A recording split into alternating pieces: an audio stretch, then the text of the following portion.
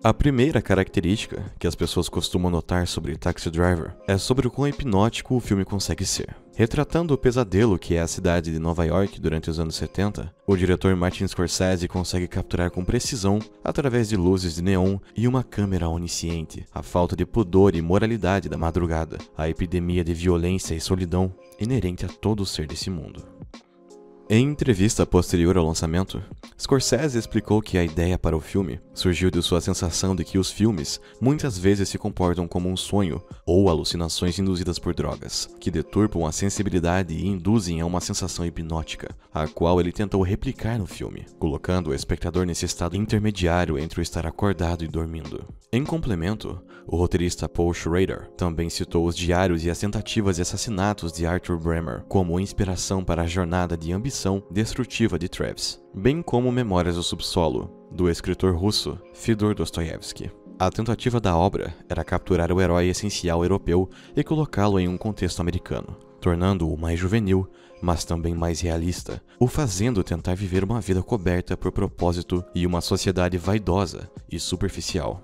Travis batalha contra o luxo existencial, mas não é inteligente o suficiente para reconhecer a fonte disso. E ao não entender a fonte da sua turbulência, a confusão faz com que ele projete a sua angústia para o meio exterior, lutando contra o seu ambiente. Segundo o próprio Scorsese, a inspiração para esse comportamento veio do personagem John Forbes, da obra The Searchers, sendo Travis considerado uma versão contemporânea e urbana de Forbes, que se comporta como um cowboy e é focado narrativamente em salvar mulheres, comportamento que, semelhantemente, seria replicado por Travis, que navega a cidade em seu táxi, que aqui funciona como um cavalo metafórico.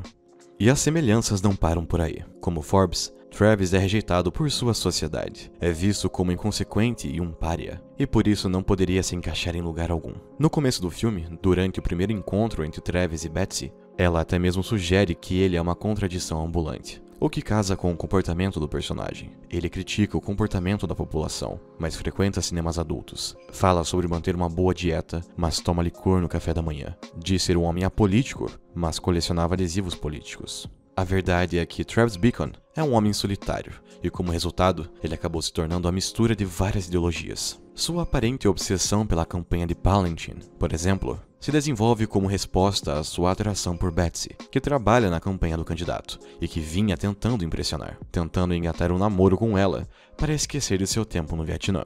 Travis está desesperado para encaixar a sua vida e voltar a vivê-la de um jeito normal, mas falha por estar sempre em contato com diferentes mulheres em ambientes dos quais ele não faz parte, que passam a desempenhar um papel emotivo em sua vida, através de relacionamentos que viriam a desencadear uma perspectiva nociva da filosofia e da masculinidade de Travis.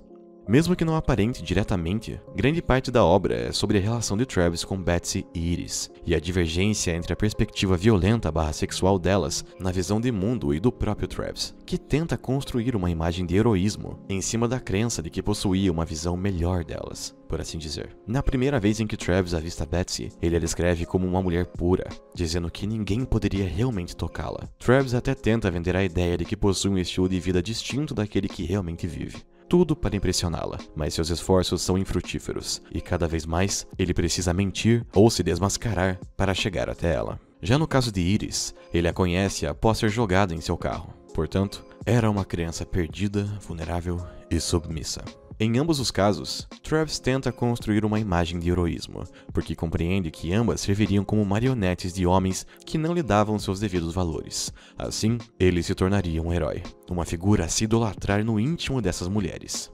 Para Betsy, ele seria o homem que enxergava essas qualidades, enquanto que com Iris, ele ativamente salvaria a garota de seu estilo de vida nocivo e boêmio, colocando um fim nessa relação de dominação, mas sem o próprio Travis perceber que ele fazia isso na tentativa de inserir essa posição, e não de fato libertá-las.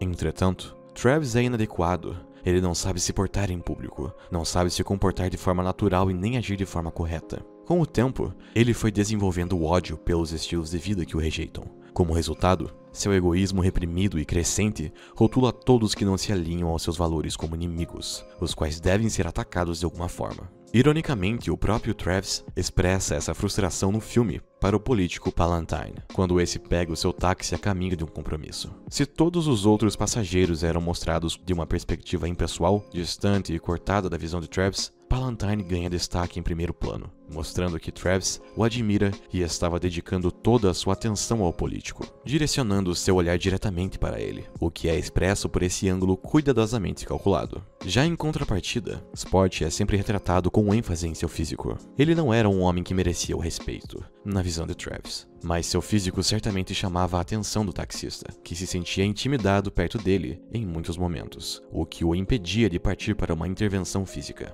Por vezes apenas o dorso de Sport é mostrado, retratando que, para Travis, não importa o que ele tinha a dizer ou qual era a sua personalidade. Tudo que o personagem representava era uma barreira física para os objetivos de Travis, que em dado momento começa a treinar e a se alimentar com mais cuidado, justamente para melhorar o seu condicionamento físico e assim superar o agressor, ganhando a batalha pessoal que trava contra ele, e que também viria a se voltar contra o próprio Palantine, em uma dicotomia entre personalidade versus fisicalidade.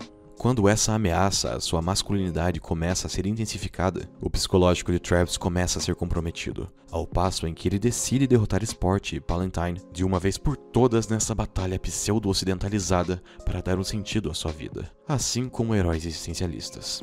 Em uma entrevista, de 76, Scorsese deixou claro que Taxi Driver, de muitas formas, é um filme feminista, e que Travis nada mais é do que a exploração de um personagem masculino confuso. Nas palavras do diretor, Travis é um exemplo certeiro de Madonna Horror Complex, uma condição psicanalítica identificada por Sigmund Freud, observada em homens que, uma vez portadores, são incapazes de alcançar a intimidade em um relacionamento amoroso por glorificarem ou objetificarem em demasia as mulheres com quem se envolvem. Na mente de Travis, Betsy e Iris eram símbolos de pureza, do divino, e por isso não poderiam ser tocadas nem mesmo por ele.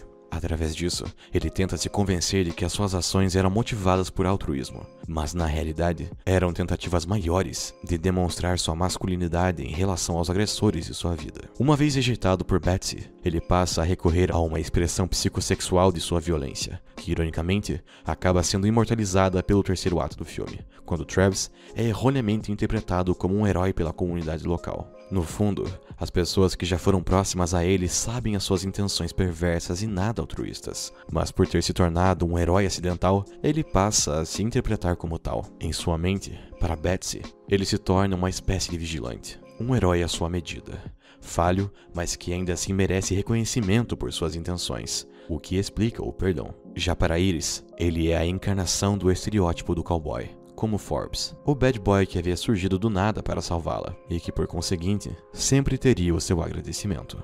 Esse final controverso, que fez com que Travis fosse glorificado em muitas comunidades da internet, é justamente o final mais adequado para Taxi Driver, porque traz para a contemporaneidade a jornada do herói existencialista, que em tais tempos não consegue superar a superficialidade. Travis pode se considerar um herói, e de fato o faz, porque a sequência final, onde Betsy novamente entra em seu táxi, pode ser interpretada de várias formas, mas nesse caso, será vista como uma projeção do taxista de que havia sido perdoado, e que seus atos enfim haviam sido compreendidos como dignos de louvor. Uma solução superficial para um homem tão superficial quanto, que estava tão mergulhado em sua mente perturbada e deslocada do mundo real, que havia entrado num estado de transe entre o estar acordado e o adormecido que Scorsese tanto desejava, mas de uma perspectiva moral e social.